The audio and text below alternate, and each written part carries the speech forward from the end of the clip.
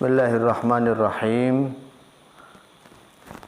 Alhamdulillahi rabbil alamin. Allahumma salli wa sallim wa barik ala sayyidina wa nabiyyina wa maulana Muhammadin wa ala alihi wa sahbihi ajma'in. Amma ba'du. Subhanaka la ilma lana illa ma 'allamtana innaka antal alimul hakim. Rabbi shrah li sadri wa yassir li amri wahlul 'uqdatam min lisani yafqahu qawli wa saddid lisani wahdi qalbi. Dalam kesempatan ini sesuai janji saya bahwa saya akan menyampaikan bantahan ilmiah saya atas ceramah yang saya anggap kontroversial dari seseorang yang bernama Bapak Ustadz Abdus Syakur Yasin dari Indramayu. Beliau biasa dipanggil dengan Buya Syakur. Bahkan gelarnya konon beliau seorang profesor doktor lulusan Libya dan Tunisia. Sesuai dengan janji saya sebagai pembelaan atas konstitusi ilmu dan tanggung jawab moral untuk menyampaikan yang hak itu hak dan yang batil itu batil, dengan memohon pertolongan kepada Allah Subhanahu wa taala, saya malam hari ini akan menjawab. Tentunya jawaban ini akan sangat panjang karena saya akan menjawab poin per poin dari apa yang saya anggap bermasalah dari ceramah-ceramah beliau pada acara moderasi beragama yang temanya merajut toleransi antar umat beragama. Ceramah itu terjadi di Mabes Polri. Kalau saya tidak salah, ceramah itu pada bulan Juni 2021. Sebenarnya sudah lama, kurang lebih hampir 1 tahun yang lalu, kami sudah tahu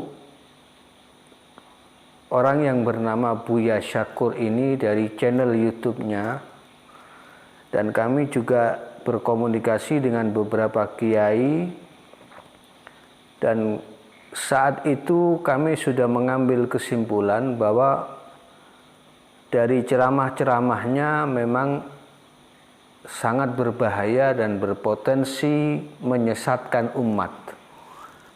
Nah, di sini kami akan mencoba menyampaikan bantahan ilmiah tanpa ada maksud menyerang secara personal, karena saya memang katanya harus menjawab itu ilman bi ilmin wa hujjatan bi hujjatin. Jadi ilmu dengan ilmu, katanya seperti itu ya, tuntutan yang disampaikan kepada saya. Ya, berbagai macam lah komentar-komentar yang ada di media kami yang tidak perlu saya sebutkan satu persatu, tapi langsung saja. Kesimpulannya adalah nanti seperti ini. Apabila kita ingin menjadi orang yang benar, ingin belajar benar, satu persyaratannya jangan pernah merasa benar. Karena kalau orang sudah merasa benar, itu sudah tidak benar. Nabi Muhammad itu orang yang dijamin benar oleh Tuhan. tetapi dia tidak pernah merasa benar. Pesan beliau kepada umatnya, ya ayuhan nas, tubu ilallah. Wahai manusia, bertobatlah kepada Allah. Fa inni atubu ilallah fil yomi mi'ata marrah. Karena aku ini bertobat setiap hari 100 kali. Orang yang dijamin benar itu merasa banyak kesalahannya.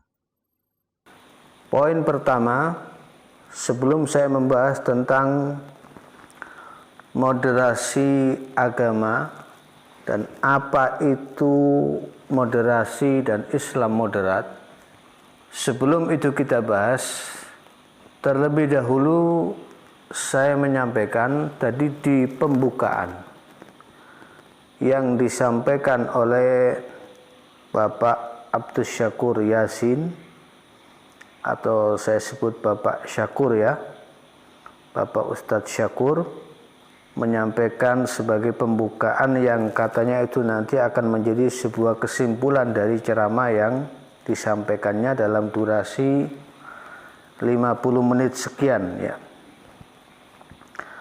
Tadi ada kalimat jangan merasa benar. Kalau orang merasa benar, maka detik itu dia tidak benar. Nah, ini artinya sudah mengarah pada relativisme. Artinya di sini beliau sedang menggiring pemahaman kita, pemahaman pendengar, bahwa tidak ada satu kebenaran yang mutlak. Kebenaran itu sifatnya relatif, kebenaran yang nisbi. Nah, ini ciri khas liberal. Ya, liberal itu memang ciri khasnya adalah relativisme. Yang mutlak itu ya hanya relativisme itu sendiri. Tidak ada kebenaran yang mutlak. Padahal jelas sekali kebenaran yang mutlak itu ada. Dalam agama kita itu ada kebenaran yang mutlak. Misalnya begini, ketika kita berbicara tentang hal-hal yang sudah ma'lumun minad dini bid-darurah, hal-hal yang sudah diketahui secara pasti dalam agama, itu adalah kebenaran yang mutlak. Misalnya orang sudah tahu sholat itu wajib karena sudah jelas ya, ada nasnya yang qat'i. Kemudian kewajiban puasa, kewajiban zakat, kewajiban haji ya, dan operasionalnya dan seterusnya. Itu semuanya kan hal-hal yang sudah qat'i dan ma'lumun minad dini bid-darurah, diketahui secara pasti dalam agama. Itu kebenaran yang mutlak, bukan kebenaran yang relatif itu. Kemudian misalnya ketika kita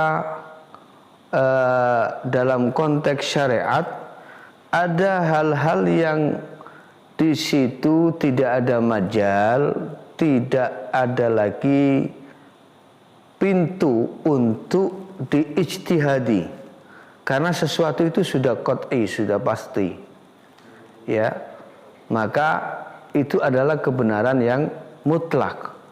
Artinya bahwa kebenaran mutlak itu ada.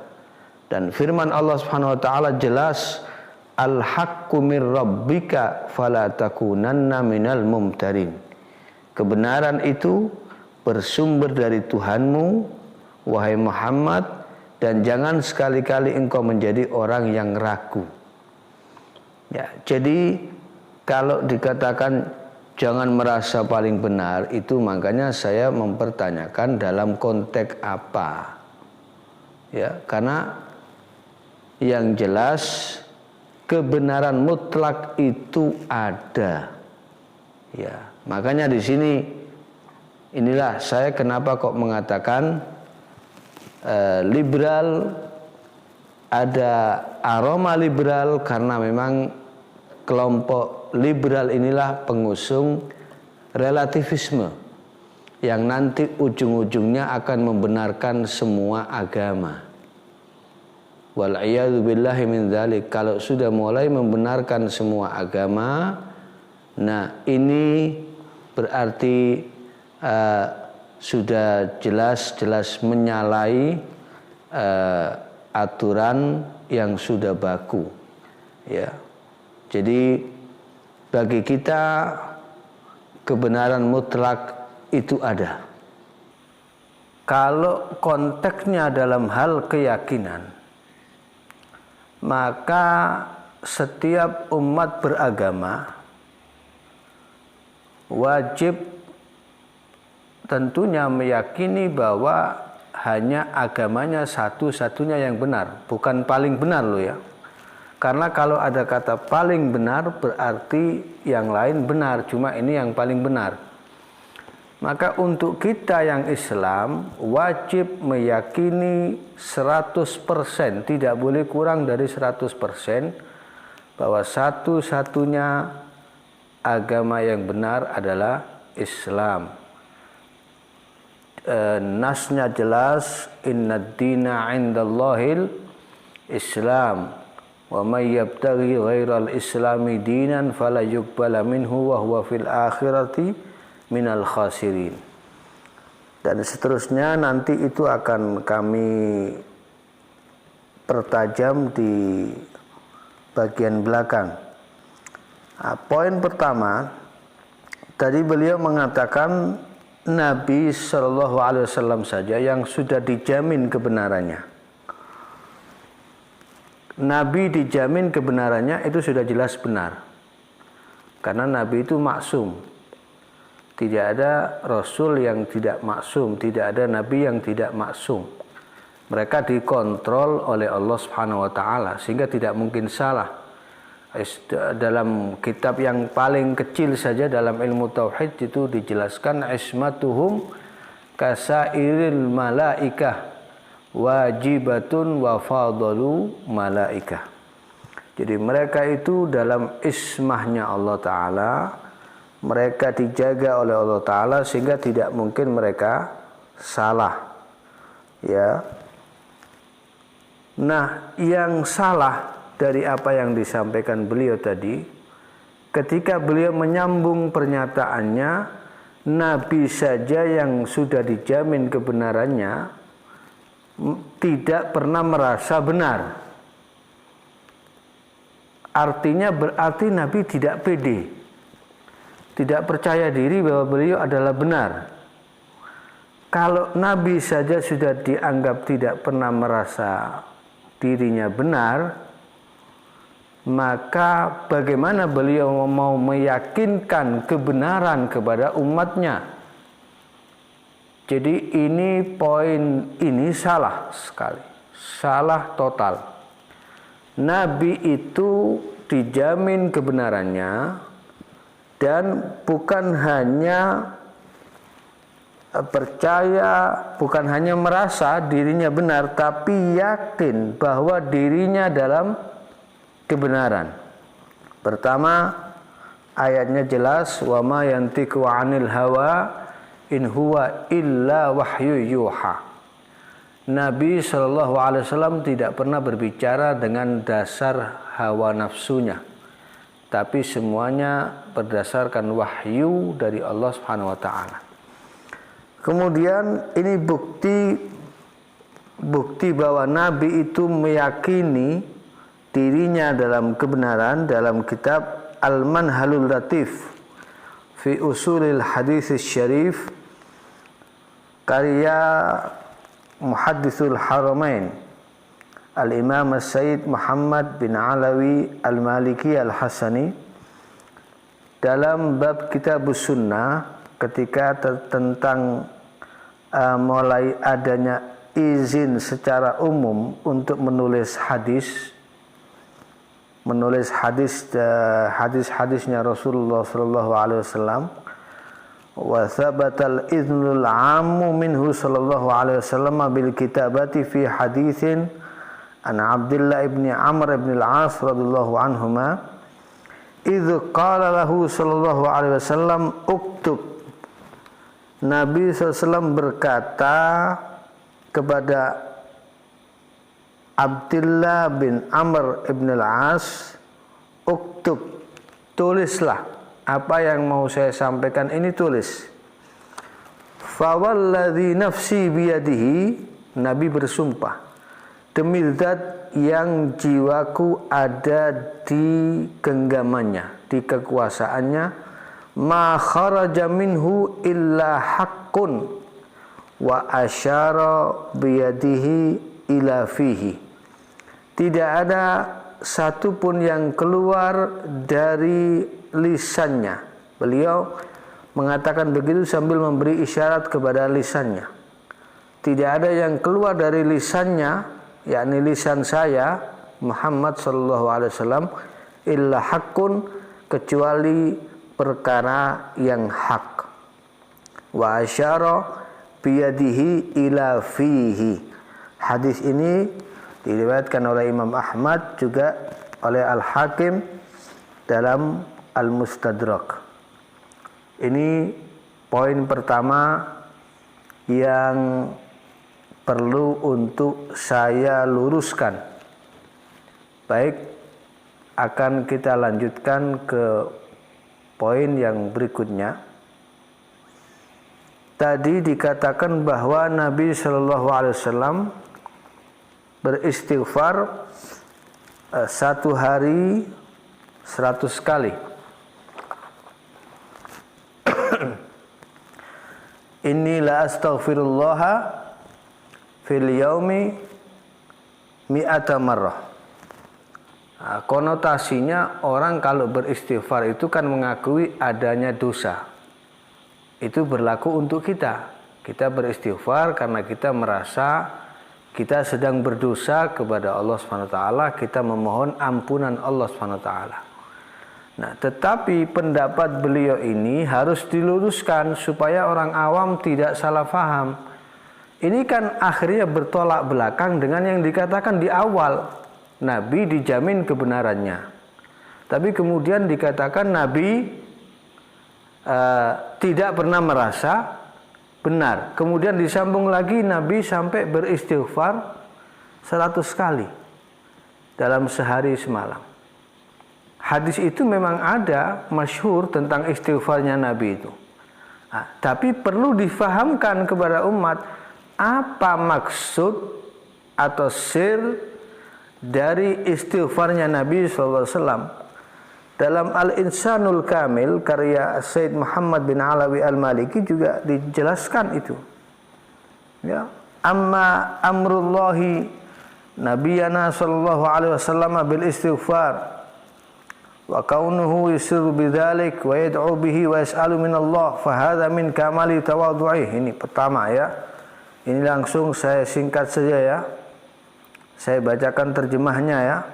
Wa min kamali israrihi bil ubudiyyatil kamilah li hajatihi ila rabbi wa iftiqarihi ilaih wa adam istighnaihi an fadlihi wa adam ightirarihi bima a'tahu maulahu. Jadi perintahnya Nabi SAW beristighfar ya, dari yang katanya tubu ilallah fa inni la astaghfirullah fil yaumi mi'ata marrah, 100 kali tadi itu. Istighfarnya Nabi itu menunjukkan satu kesempurnaan tawaduknya Nabi. Nabi itu tawaduk, ya. Kemudian juga dari kesempurnaan langgengnya beliau dalam berubudiyah yang sempurna kepada Allah Ta'ala. Juga karena lihajatihi ila rabbihi, karena hajatnya beliau menunjukkan bahwa beliau itu butuh, ya, waftiqarihi ilaihi wa adam istighnaihi an fadlih, bahwa beliau itu selalu butuh kepada Allah SWT dan tidak pernah merasa cukup dengan anugerah Allah SWT. Dan wa adam ightirarihi bima a'tahu maulahu, menunjukkan tidak adanya keterperdayaan Nabi. Nabi tidak terpedaya, tidak tertipu dengan kemuliaan derajat yang diberikan oleh Allah Subhanahu wa taala kepadanya. Faka'anna lisana halihi yaqulu inni ma'a ma manallahu alayya min thawabin wa fadlin wa darajatin 'aliyatin wa maqamatin samiyatin fa inni la azalu arghabu fi fadlihi wa usari'u ila rihabih wa aqifu ala abwabih, ya, dan seterusnya, ya, ila akhiri. Jadi seakan-akan lisan halnya Nabi itu berkata, Nabi itu seakan-akan berkata begini, saya dengan semua anugerah yang Allah Ta'ala berikan kepada saya berupa pahala yang banyak, kemudian keutamaan derajat yang tinggi sampai beliau dijadikan manusia yang termulia, afdalul makhluqat alal itlaq, ya, secara mutlak, dan makam yang tinggi, tapi saya masih saja ingin terus mendapatkan keutamaan dari Allah SWT, dan terus saya bersegera untuk berada di pelataran Allah, di lingkungan Allah SWT, dan berhenti di pintu Allah SWT, ya, untuk mendapatkan kebaikan-kebaikan, wa ubadiru ilal mabarrat, dan saya terus bersegera untuk melakukan kebaikan-kebaikan. Waqad sarraha bidzalik, ya, dan Nabi SAW sudah menyampaikan tentang keutamaan dirinya, betapa pedenya Rasulullah SAW. Faqala ana akhsyakum lillahi wa atqakum wa a'lamukum. Saya adalah orang yang paling takut kepada Allah dibandingkan kalian. Saya adalah orang yang paling takwa kepada Allah dibandingkan kalian semuanya. Dan saya adalah orang yang paling berilmu di antara kalian semuanya. Paling tinggi ilmunya adalah saya. Ya. Ini jelas, ya, Nabi menyampaikan bahwa beliau tidak meragukan tentang kebenaran yang ada pada dirinya. Wa fi hadza aidan ta'limun lil ummati liyaktadu bihi wa yattabi'uhu. Di sini juga istighfarnya Nabi itu mengandung ta'lim, pelajaran, mendidik umatnya untuk meniru Nabi, mengikuti Nabi, untuk memperbanyak istighfar. Jadi Nabi ngajari kita disuruh banyak istighfar. Nabi memberi contoh. Beliau istighfar, artinya seakan-akan tiru saya, perbanyak istighfar. Bukan karena Nabi banyak dosa, tidak. Bukan karena Nabi salah, bukan karena Nabi merasa tidak pede dan tidak benar, ya. Kemudian wa fi hadza aidan tamamu syukrillah bi idamatil amri lahu kaifa la wa huwal qail afala akunu 'abdan syakura. Dalam istighfarnya ini juga mengandung sempurnanya nikmatnya Allah Ta'ala dengan langgengnya perintah terhadap beliau sallallahu alaihi wasallam. Bagaimana tidak, beliau adalah insan yang berkata, afala akunu 'abdan syakura, tidakkah aku menjadi hamba yang banyak bersyukur? Kemudian di sini disampaikan juga ada riwayat dari Abul Hasan Asy-Syadzili rahimahullah. Beliau berkata, Sami'tul hadis al-warida 'anin Nabi sallallahu alaihi wasallam, innahu la yughanu ala qalbi fa astaghfirullah fil yaumi 70 marrah. Nah, ini dengan redaksi yang berbeda. Imam Abul Hasan Asy-Syadzili beliau mengatakan, saya mendengar hadis yang langsung bersumber dari Nabi SAW. Beliau bersabda, sesungguhnya hatiku ini sedang tertutup, lalu saya beristighfar memohon ampun kepada Allah sehari 70 kali. Memang ada riwayat 100 kali, ada yang riwayat juga yang masyhur 70 kali. Kemudian kata Al-Imam Asy-Syadzili, fa ashkala alayya ma'nahu, maka menjadi iskal, menjadi muskil bagi saya makna hadis ini. Bagaimana mungkin hatinya Rasulullah SAW itu kok bisa tertutup, itu bagaimana? Itu yang membuat beliau iskal. Fara'aitu Rasulullah sallallahu alaihi wasallam wa huwa yaqulu li ya Mubarak dzaka ghainul aghyar la ghainul anwar.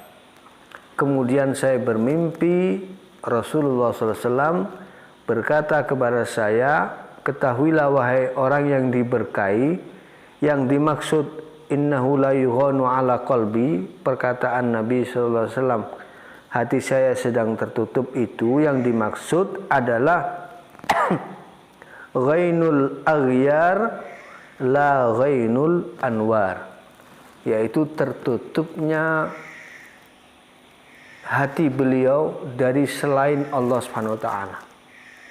Bukan tertutupnya hati beliau dari anwar, dari cahaya ilahiyah, dari cahaya Allah Subhanahu wa taala. Ini maksud dan makna dari istighfarnya Nabi sallallahu alaihi wa ala alihi wa sahbihi wasallam. Kemudian juga di dalam Faidul Qadir, syarah dari Al-Jami' As-Shaghir, tentang istighfarnya Nabi sallallahu alaihi wasallam. Tentang istighfarnya Nabi sallallahu alaihi wasallam, di sini disampaikan fal muradu huna atubu ilaihi daiman abadan wa taubatuhu laysat an dzambin kama taqarrara bal li kaunihi daiman fit taraqqi fa kullu martabatin irtaqa ilaiha fama dunaha dzambun yustaghfaru minhu. Jadi yang dimaksud dengan atubu ilaihi daiman abada, saya beristighfar itu saya bertaubat kepada Allah dengan taubat yang seterusnya, selain tadi makna-makna yang saya sampaikan di depan. Juga laisat an dzambin, bukan karena saya berdosa. Jadi kata para ulama, bukan karena dosa, tapi karena taraqi. Beliau itu justru dengan istighfarnya itu sebagai sarana untuk naik tingkat, naik derajat. Karena setiap detiknya, setiap saatnya Nabi itu terus bertaraqi kepada martabat, naik ke martabat yang lebih tinggi. Maka setiap kali beliau naik ke martabat yang lebih tinggi, ya, ini maka martabat yang di bawahnya dianggap seakan-akan sebagai dosa yang perlu diistighfari. Padahal bukan dosa, tapi martabat yang lebih rendah yang di bawahnya, ketika dia sudah naik lagi di atasnya, itu dianggap sebagai hal yang perlu diistighfari. Itu tambahan untuk menyempurnakan dari apa yang saya sampaikan di awal. Sebab kalau kita lihat Nabi Muhammad itu sejak kecil dia punya obsesi atau apa namanya itu. Dia gemar mendamaikan teman-temannya yang bertengkar. Selalu ingin mempersatukan orang, suami istri yang mau bertengkar, mau bercerai juga beliau intervensi menjaga jangan sampai ada perceraian. Jadi sejak muda Nabi Muhammad itu terkenal sebagai tokoh pemersatu. Nah, puncak pengakuan komunitas Arab di Jazirah Arabia Muhammad sebagai tokoh pemersatu adalah ketika kasus meletakkan kembali Hajar Aswad. Hampir terjadi perang saudara. Yaitu dengan cara yang sangat indah sekali, menggelarkan sorbannya, lalu Hajar Aswad ditaruh di tengah dan setiap kepala suku memegang ujung sorbannya. Selesai. Dia punya pemikiran yang luar biasa tentang persatuan.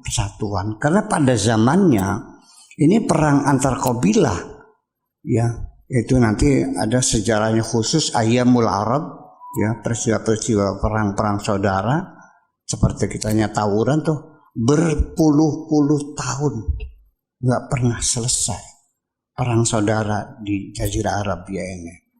Jadi begitu kentangnya dia tentang persatuan, maka ketika beliau diutus menjadi Rasul, kira-kira tebak-tebakan saja apa misi dan visi dan misinya.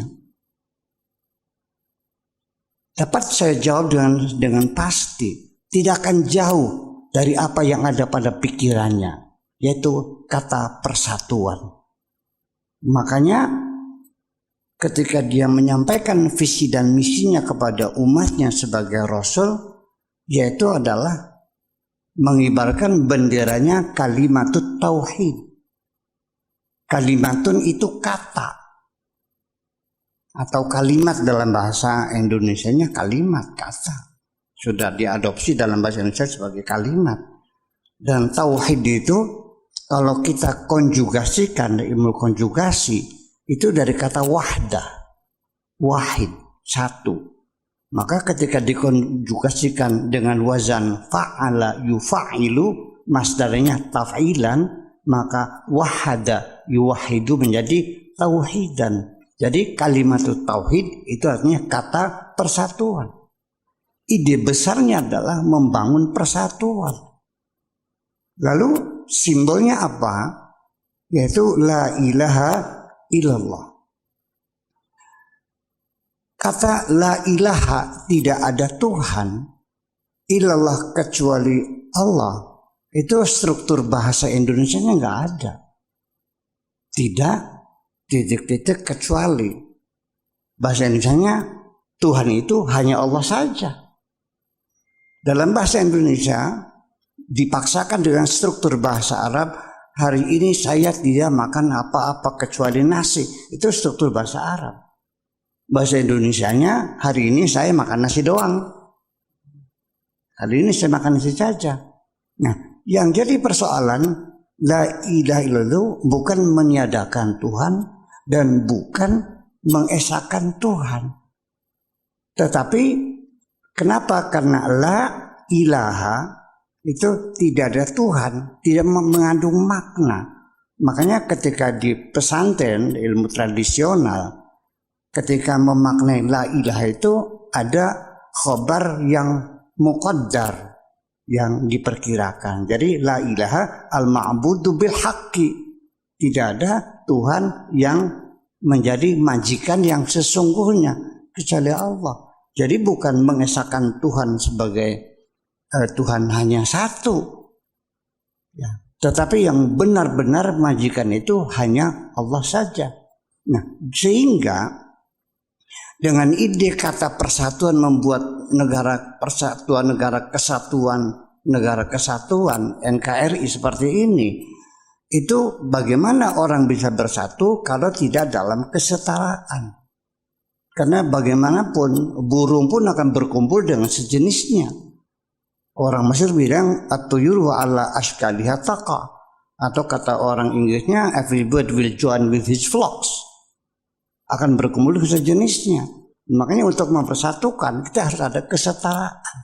Kesetaraannya itu ialah kita semua ini sifatnya hamba, majikan kita satu, yaitu Allah. Kita semua bekerja untuk Allah. Di alam dunia enggak ada majikan, enggak ada pembantu, semuanya adalah hamba Allah. Kita semua berkata untuk ide-ide yang paling tertinggi adalah keadilan sosial dan supremasi hukum yang sekarang disebut dengan amar ma'ruf dan nahi mungkar. Nah, itu kita uraikan makna amar ma'ruf nahi mungkar. Itu kan sebenarnya kan supremasi hukum dan keadilan sosial. Bukan bawa pentungan ngobrol-ngabrik pelacuran. Seperti itu. Nah, jadi dengan demikian ide besarnya Nabi Muhammad itu untuk membangun persatuan. La ilaha illallah sebagai simbol bahwa kita adalah dalam kesetaraan. Tetapi kemudian dalam perjalanan peradaban umat Islam ini bergeser menjadi ucapan la ilaha illallah menjadi kunci untuk masuk surga. Memang Nabi menjamin barang siapa yang mendukung persatuan dijamin masuk surga, mendukung persatuan. Sekarang menjadi barang siapa yang akhir ucapannya sebelum meninggal mengucapkan la ilaha illallah masuk surga, menjadi tidak masuk akal. Masa masuk surga dengan ucapan? Memangnya film Barbie? Memangnya film Aladdin? Jadi yang dijamin masuk surga yang mendukung Nabi dalam rangka membangun persatuan. Sampai di dalam doa-doa setiap habis tahlil marhaban sebagainya, Allahumma ja'al akhir kalamina la ilaha illallah. Ya Allah, jadikanlah ucapan kami yang terakhir adalah la ilaha illallah, berdasarkan ada hadis mangkana akhiru kalamihi la ilaha illallah dakhalal jannah. Barang siapa ucapan terakhir sebelum meninggal ketika nazar, ketika nyawa akan keluar, dia mengatakan la ilaha illallah, dijamin masuk surga. Kok jadi bergeser? Kalau yang soal peletakan Hajar Aswad itu sudah sejak ketika Nabi berusia 25 tahun. Itu memang sudah sesuatu yang masyhur ya di dalam sirah-sirah Nabawiyah. Memang sejak sebelum menjadi Rasul, beliau sudah disebut dengan Al-Amin. Dan salah satu sebutan beliau adalah As-Sadiqul Masduq, orang yang benar dan dibenarkan. Jadi itu tidak perlu kita bahas ya, dan memang itu benar. Memang Nabi SAW yang kemudian menjadi orang yang dipilih untuk menjadi penengah dalam peletakan Hajar Aswad oleh para suku-suku, para kabilah-kabilah pada saat itu. Baik, tadi membahas tentang kalimat tauhid yang tadi kemudian dikatakan sebagai kalimat persatuan. Tadi kita dengarkan kalimat tauhid adalah kalimat persatuan. Dan katanya itu adalah misi besar, atau mungkin dengan kata lain misi utama Rasulullah Shallallahu Alaihi Wasallam. Kalau dikatakan tauhid itu maknanya mempersatukan dari kata wahada yuwahidu tauhidan, ya memang benar tauhid itu maknanya mempersatukan. Tetapi di sini konteksnya kan jelas. Tauhidnya di sini kan tauhid tentang tauhid kepada Allah, mengesahkan Allah. Tapi dia mulai penceramah ini Bapak Abdus Syakur menggiring kepada tauhid dengan makna persatuan. Ini saya menduga ujung-ujungnya dia akan mencoba menggiring kita menuju pada mempersatukan semua agama. Ujung-ujungnya akan ke sana itu nanti.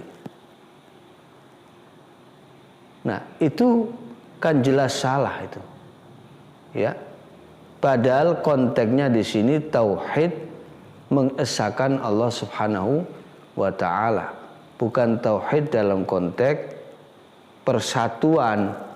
Nah, itu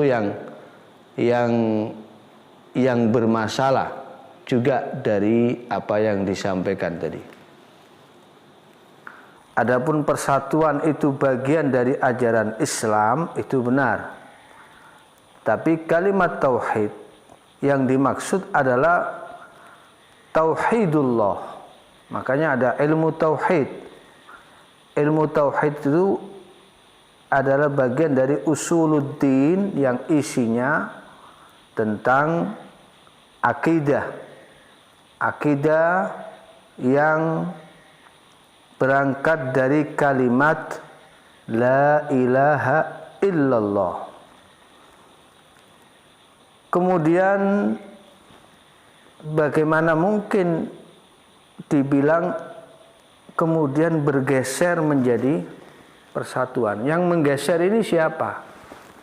Itu loh. Ya.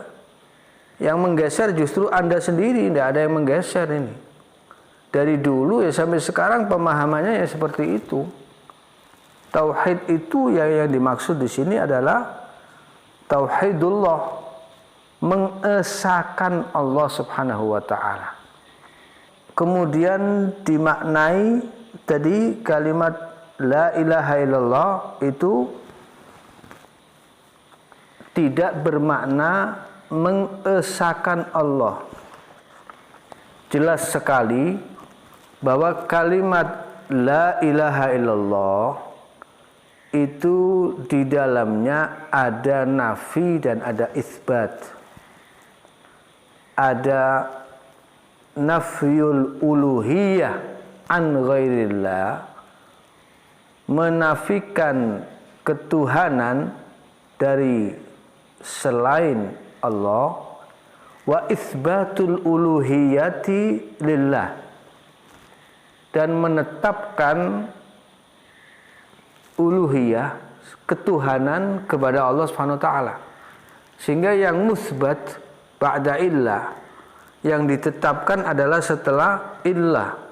Jadi la ilaha, tidak ada Tuhan, al-ma'budu bihaqqin. Tadi sudah disebut. Kan ada khabar yang muqaddar katanya. Yang dibuang dikira-kirakan khabarnya al-ma'bud bihaqqin. Tidak ada Tuhan yang disembah, yang layak disembah dengan hak, dengan benar, illallah, kecuali Allah. Jadi di sini ada nafi, ada isbat. Kemudian kok bisa al-ma'bud lalu diartikan majikan? Loh, jelas-jelas al-ma'bud itu yang disembah kok. Lah yang disembah itu siapa? Kan illallah. Ya kan Allah. Lah kok dimaknai majikan, ini dari mana? Saya kepengen tahu dasarnya Anda memaknai Allah majikan itu dari mana dengan la ilaha illallah itu. Lah kalau majikan kan maknanya kan lebih umum, berarti belum tentu Tuhan, belum tentu ma'bud. Padahal jelas itu kalimat ya suci, kalimat la ilaha illallah itu adalah kalimat yang suci, dan ma'bud itu jelas maknanya yang disembah. Ya, yang disembah, bukan majikan. Jadi yang disembah itu hanya Allah SWT dengan hak. Bagi kita umat Islam yang meyakini la ilaha illallah. Jadi ini yang saya maksud pemahaman yang nyeleneh. Kok digeser sendiri sama dia. Ma'bud digeser dengan makna majikan. Nah, baik, beliau tadi masih mengulangi ya, la ilaha illallah itu al-ma'bud yang sudah jelas-jelas disebut dengan majikan, padahal yang benar adalah yang disembah secara hak, dan selain Allah tidak layak untuk disembah dan tidak hak untuk disembah. Kemudian tadi mengatakan bahwa misi besarnya Nabi itu adalah persatuan. Itu jelas salah. Misi utama Nabi dengan tauhid dan dengan kalimat la ilaha illallah itu apa? Misinya adalah mengeluarkan orang dari kekufuran menuju kepada iman. Itu dulu. Itu misi pertama dan misi utama Nabi SAW.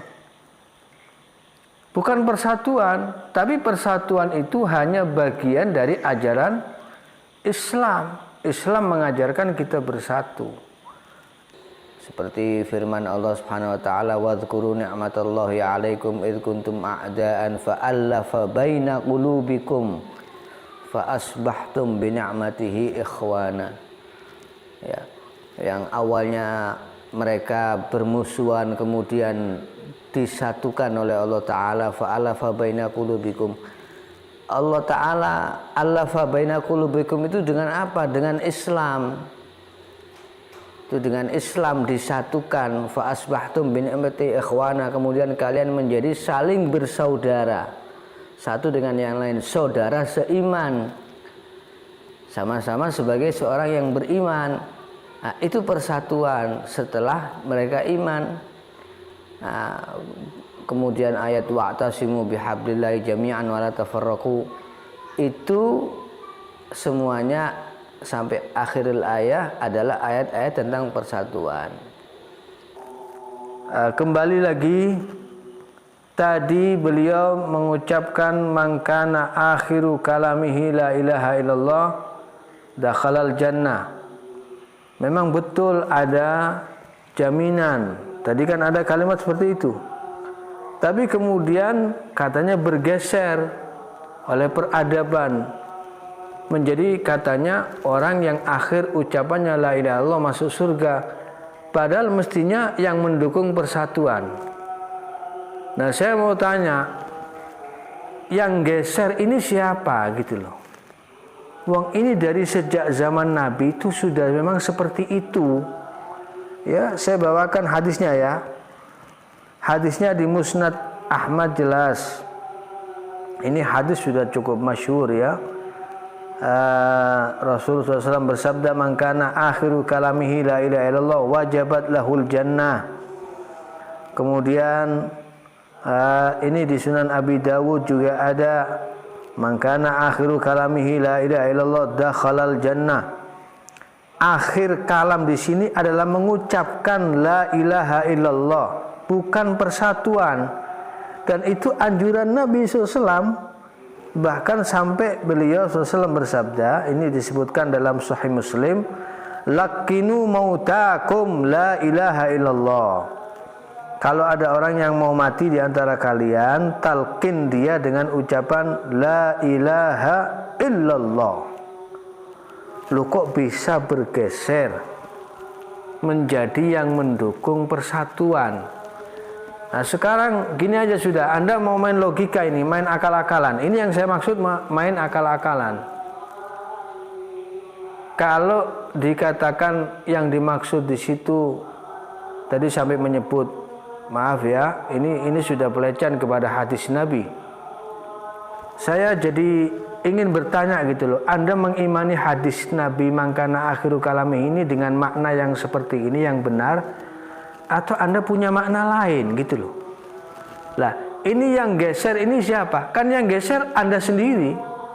Dengan logika Anda sendiri, dengan akal Anda sendiri, hadis yang sudah jelas maknanya, diakui tidak ada satupun ulama yang mengingkari makna hadis ini, Anda artikan lain. Mangkana akhiru kalami, kemudian Anda artikan yang masuk surga itu yang mendukung persatuan. Kalimat persatuannya di mana ini gitu loh. Dan Anda mengambil sumber masodir marojik dari mana? Nah, sekarang saya mau tanya kepada yang ceramah. Kalau yang dikatakan yang masuk surga itu yang mendukung persatuan, kalau ada orang mendukung persatuan tapi dia tidak beriman kepada Allah Ta'ala, tidak meyakini la ilaha illallah, apakah dia masuk surga? Coba tolong dijawab pertanyaan saya ini. Ya, kalau Anda mengartikan seperti itu, ada orang mendukung persatuan tapi dia tidak meyakini Tuhan itu adalah Allah Ta'ala yang disembah. Ini yang saya maksud. Jadi Anda mau main akal-akalan, mau main logika, tapi ternyata logika Anda terbalik. Bayangkan sampai-sampai ini kalau mengikuti pendapat yang mengatakan Abu Thalib wafat tidak mengucapkan kalimat la ilaha illallah. Sampai ketika Abu Thalib itu dalam keadaan sudah naza' sakaratul maut, lamma hadarat Abu Thalib al-wafah, ja'ahu Rasulullah sallallahu alaihi wasallam faqala qul la ilaha illallah kalimatun uhajju laka biha indallah. Ini dalam Sahihul Bukhari.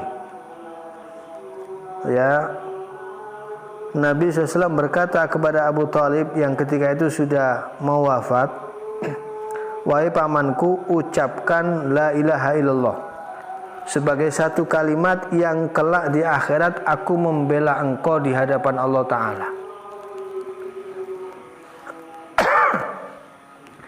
Ucapkan la ilaha illallah supaya dengan kalimat itu aku bisa membela engkau kelak di hadapan Allah, di sisi Allah di akhirat. Ya, jadi jelas sekali makna kalimat la ilaha illallah di sini tidak ada yang menggeser, tapi Anda sendiri yang menggeser makna kalimat la ilaha illallah itu dengan mengatakan yang mendukung persatuan itu yang masuk surga, bukan yang mangkana akhiru kalami.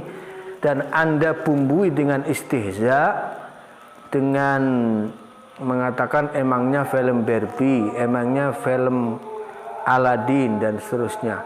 Itu Anda sudah istihza, ya. Sangat-sangat kita sesalkan orang yang bergelar profesor, doktor, bahkan ulama katanya sudah kelas internasional, ngapain nyampurin ceramahnya dengan candaan-candaan yang bagi saya sangat tidak bermutu sekali ketika dalam konteks menjelaskan kalimat tauhid. Sudah salah menafsiri, pakai akal-akalan, kemudian dibumbui dengan candaan-candaan yang menurut saya itu tidak semestinya dan tidak pada tempatnya. Nah, saya katakan bahwa misi utama Nabi SAW adalah mengajak kepada iman dan Islam. Ini dasarnya jelas. Pertama, bisa kita cek di awal-awal Sahih Bukhari dalam kitab Bad'il Wahyi, ya, di kitab Wahyu, tentang sebagian dari surat-suratnya Nabi Muhammad SAW kepada raja-raja. Isi suratnya adalah begini: Bismillahirrahmanirrahim, diawali dengan basmalah, min Muhammad ibn Abdullah wa rasulih. Surat ini datang dari Muhammad bin Abdullah, Muhammad bin Abdullah wa rasulih, dan rasulnya Allah Ta'ala, ila Hiraqla azimir Rum, ditujukan kepada Hercules, penguasa atau pembesar Romawi.